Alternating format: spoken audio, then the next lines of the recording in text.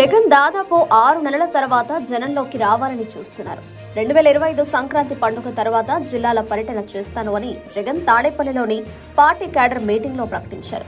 ప్రతి జిల్లాలో 2 రోజుల పాటు ఉంటాను అంటున్నారు. అలా ఏకంగా 50 రోజుల పాటు ఏపీలోని 26 జిల్లాలను చుట్టి రావాలని జగన్ చూస్తున్నారు. అంతేకాదు క్యాడర్ కి తాను అండగా ఉంటున్నాను అన్న సంకేతాలు పంపించాలని చూస్తున్నారు. ప్రస్తుతం వైసీపీ క్యాడర్ పూర్తిగా డిమోరలైజ్ అయి ఉంది.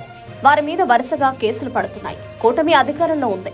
దాంతో గ్రామాలలో మండలాలలో వారిదే ఆధిపత్యంగా ఉంది. దాంతో YCP cadre full silence mode లో ఉంది. ఎందుకొచ్చిన తంట అన్నట్లుగా ఉన్నారు. 2019 నుంచి కూడా వైసీపీ క్యాడర్ లో మునుపటి ఉత్సాహం లేదు. అధికారంలో ఉన్న సమయంలో వైసీపీ అధినాయకత్వం కూడా వారిని పూర్తిగా పక్కన పెట్టేసింది. దాంతో వారు పూర్తి నిరాశ నీడలోకి వెళ్లిపోయారు. దాని ప్రభావం 2024 ఎన్నికల్లో స్పష్టంగా కనిపించింది. ఎమ్మెల్యేలో మంత్రులుగా పనిచేసిన వారు తన సొంత బిజినెస్ తో బిజీగా ఉన్నారు. దాంతో వైసీపీ క్యాడర్ నిరసించిపోయింది.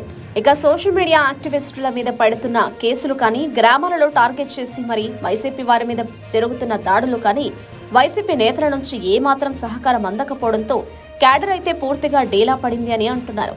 జగన్ అంటే జన సందోహం అన్న మాట ఉంది.